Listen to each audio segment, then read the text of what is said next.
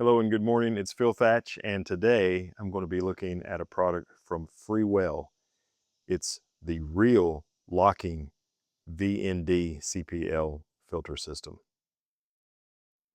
Okay, so let's check this thing out. It comes with a ring to mount it to an 82 millimeter filter, which is kind of the standard these days. Most of my lenses are 77, so I got the 77 millimeter ring for it. Like I say, it comes with the 82. And other sizes are sold separately. So we'll connect that onto the front of my lens just like normal.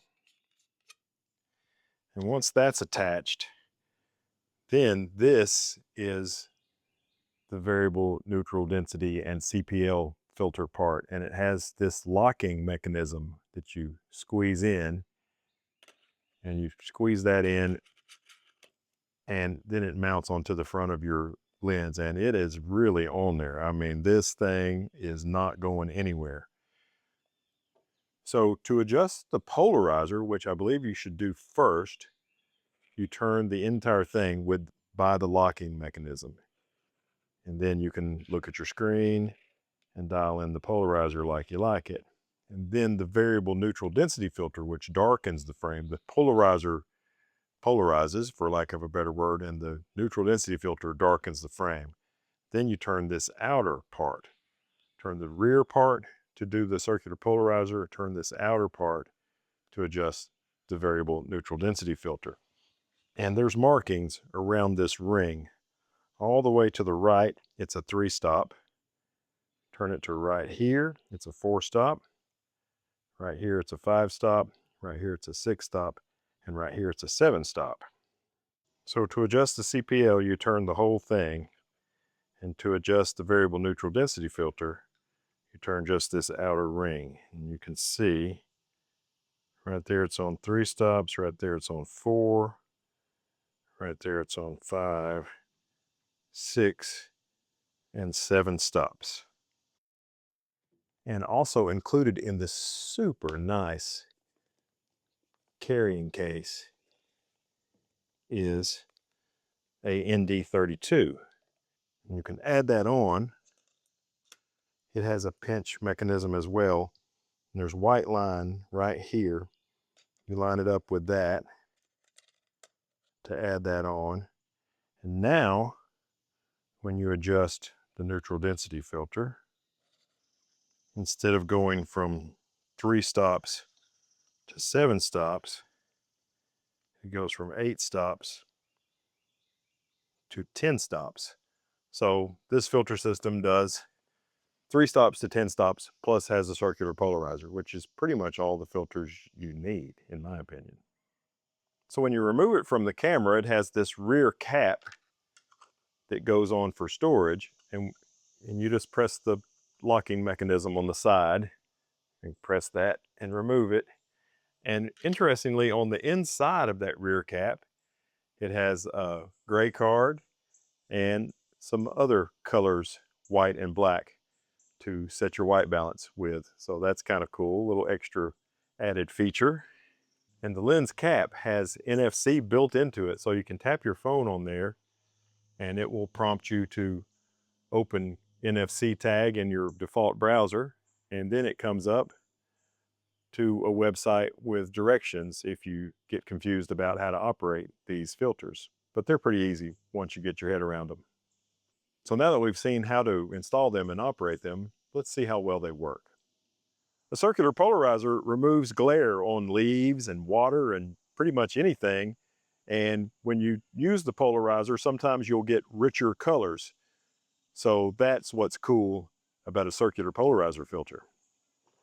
Okay, so now I'm down here by the lake, and I did some testing, made a little video clip while I turned the polarizer so you can see the polarizer working. Let's take a look at that right now.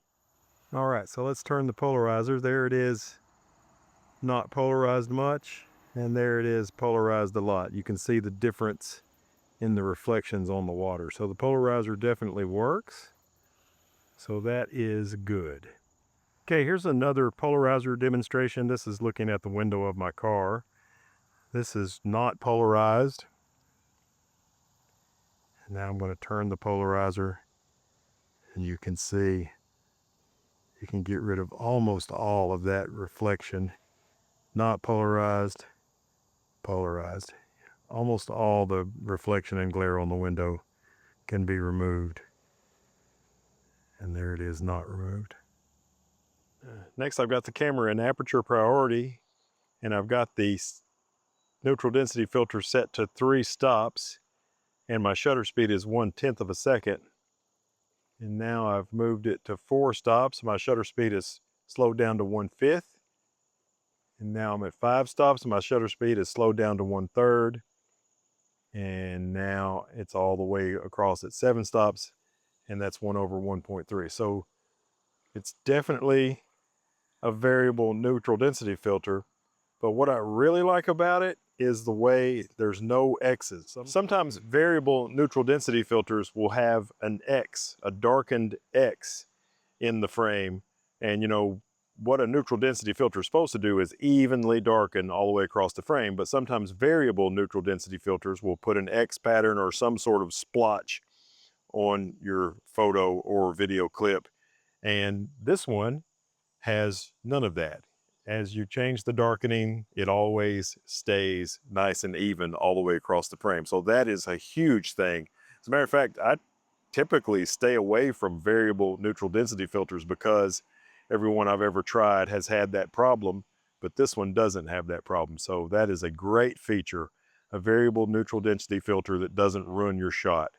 Thumbs up.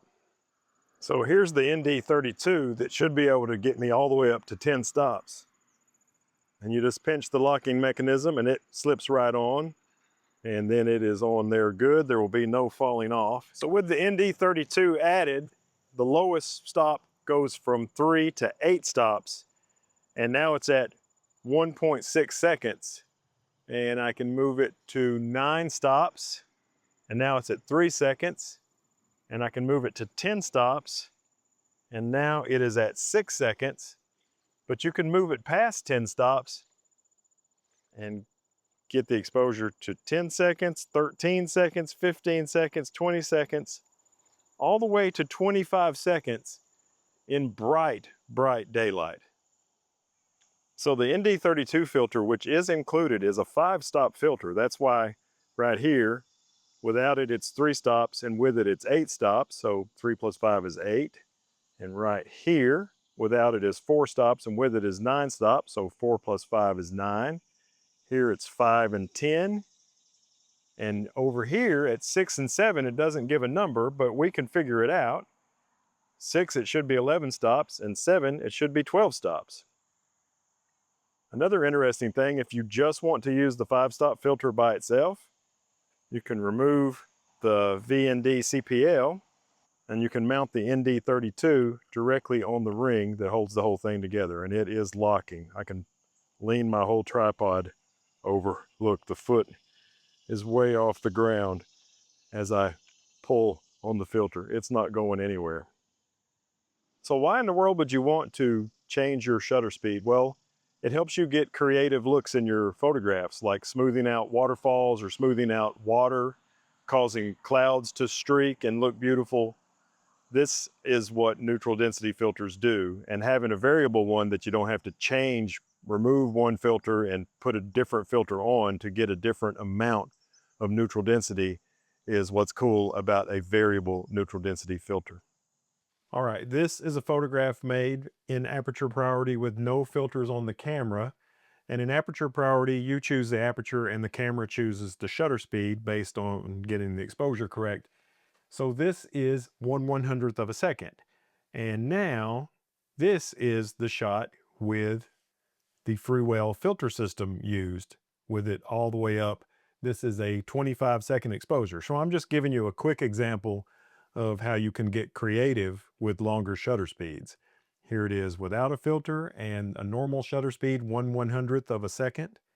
And here it is with the filter system used and a 25-second exposure. This is how you can do beautiful fine art photography. I know this particular photograph is not beautiful fine art photography, but this is the technique used.